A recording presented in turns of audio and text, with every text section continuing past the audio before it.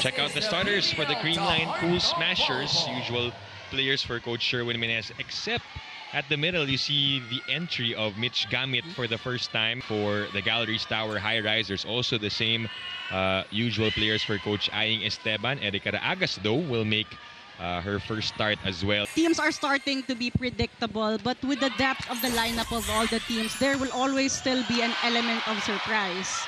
So we're underway here inside the Federal Center in San Juan. Thank you so much for joining us on One Sports Plus and the Pilipinas Live app. First point goes to Gemma Galanza. Alam mo yung inaabangan ko, yung kwento sa atin ni Franny tungkol sa dalawang setters. Match up. But first, breaking the block. So this is now a bit of separation for Creamline. That one is in for Tots Carlos. A service ace delivered. The same way that Creamline's trying to gain their momentum, trying to rebuild that connection.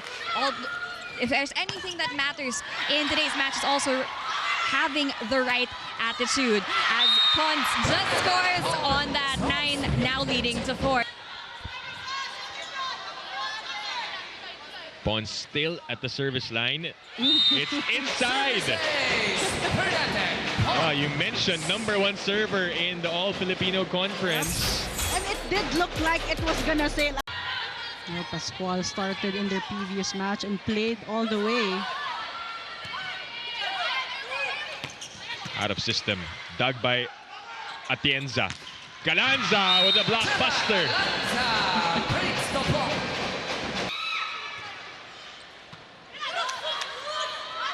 Having trouble with that first ball. Pons with a steady save, which leads to the attack of Tots Carlos. Maizo Pontillas in the front row also, so you want to defend well and keep this rotation as Creamline gets to convert one on the side of the high risers. Yung 15 points ni Jean Assis last time out against Shokomucho was her highest this conference so far. Tinapik lang.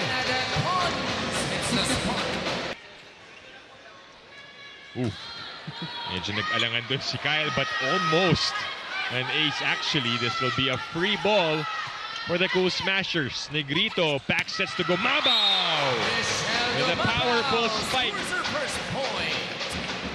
You can't discount what she has also done for Creamline. They are at set point. Another good serve. That one ends the first set for Creamline. And she gets the pass there and delivered by Tots Carlos. The offense hasn't slowed down here on the side of the Cool Smashers. Power kung power talaga yung mga palo. Need to do in this set, aside from the first ball na banggit mo, because of the serves of Creamline earlier, and now Carlos scores. What else yung pwede nilang gawin? First set. Now, Jean also told me that when you face a team like Creamline, the fighting spirit is what will unite you, but you also have to be patient because they are a more established team, and that's actually something that Coach Clarence was... Offense right now, but they need to make those quick adjustments. Better first ball that time around, which leads to the middle attack. That's exactly what you were saying.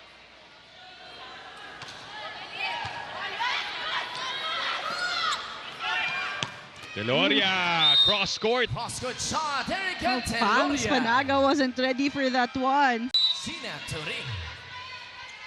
Turing now serving. Coronel brings it to Pascual. That's a good-looking attack from Gale. Sa position. And especially for Creamline, who is playing catch-up right now, they can't afford errors like those. Oh, they convert that. Pangs Panaga, 5 points. For the high risers. Coronel looks at the options. Pascual. She clearly got the hot hands right now. 22-15. Easy over. Coronel from the pipe. Pascual. She has caught fire. One went. It was lopsided. An 11-point lead for Creamline. Nung natapos yung first set na yun. Pero ngayon, Turning the tables Right. are the high risers. Too low for Baliton. But almost a point. Back with the blue shirts. Maizo Pontillas. Nierva with a stretch. Valdez waits for it, swings, and scores for Creamline. Also a setter, but Coronel will move to attack, but no need as Mangulabnan delivers the service ace, the final point for the high risers here in set 2. And that's gonna be a perfect finish for the high risers. A player coming off. Clearly, these two setters have a lot of respect for each other, and clearly they're both trying to outsmart each other in our match tonight. Back to you guys. Thanks a lot, Franny. Set 3 underway, and really, it's, I guess you can say the mentor, diba? Gia Yep. de Guzman with her vast experience with the national team as Gemma Galanza gets us going. That Gia taught her Yep. against her. So far, we are tied at 1-1 in terms of sets and points, but Galanza breaks that. Bernadette Pons back as a start. Maizo Pontillas. Pons. Angeles. Able to extend. Nierva, great effort. And that will stay alive for Creamline. Deloria. That time around, too far from Galanza. And that was a good placement for Deloria, finding zone 6 open. But take a look at that pancake save. Very scrappy on that floor defense for the Cool Smashers. But 13-9. With ball from Angeles. Coronel goes to Pascual. Had an ace earlier. 15-12. And another ace for Banks Panaga. Esteban Maggi earlier had an ace to end the second set. This time picked up by Creamline. Pons on the drop. Like Ebon is also in the game, by the way. Galanza. Good save. MG. Down it goes for Michelle Gumabaw. and that was a beautiful set. They have gotten a lot of points from that department. 9 aces for the Cool Smashers in total dito sa larong to. But finally, a response Right. here in set 3. No. On the floor. So is De Guzman for Creamline.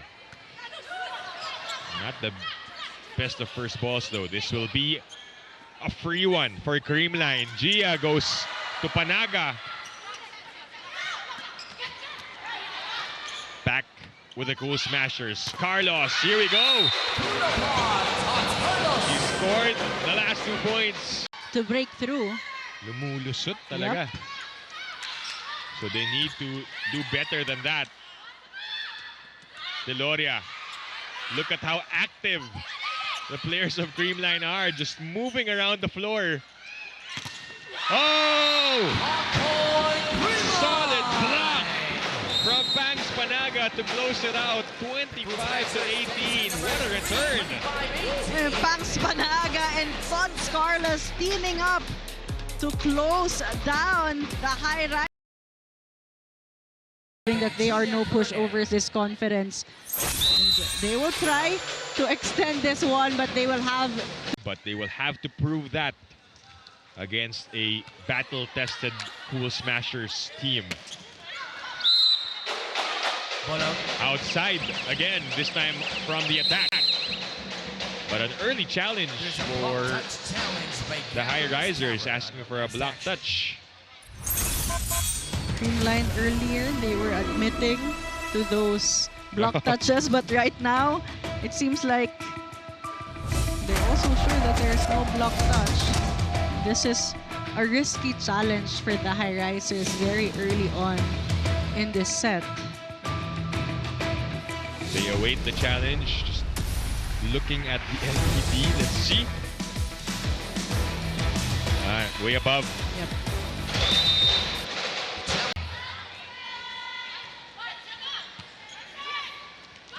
De Guzman goes to Carlos. Nobody home. Tots Carlos clearly playing with a lot of personal momentum here. 14 points. 4-1. Good serve from Gemma.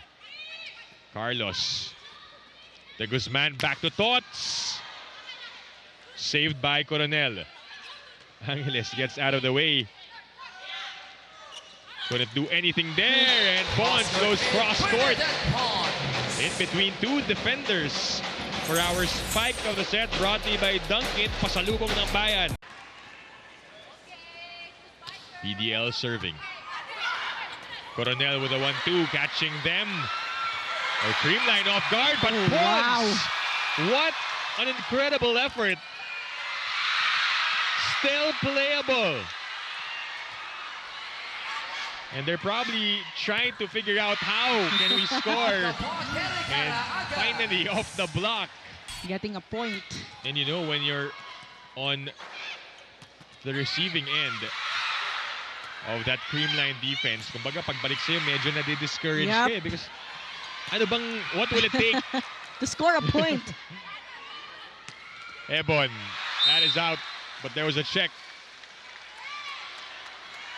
Because if it was the last touch on the floor, it's not possible for a challenge. Yeah, good clarification. Time just to keep this one going. One more point, Galanza. Coronel goes to Asis. It is not yet over. There on the service line for Coronel. Another good serve. Back-to-back aces, Julia Coronel. Back-to-back aces for Julia Coronel. Back aces. Creamline needs a good first ball. They get it! And the finisher. Quick attack. De Guzman to Panaga for the hammer.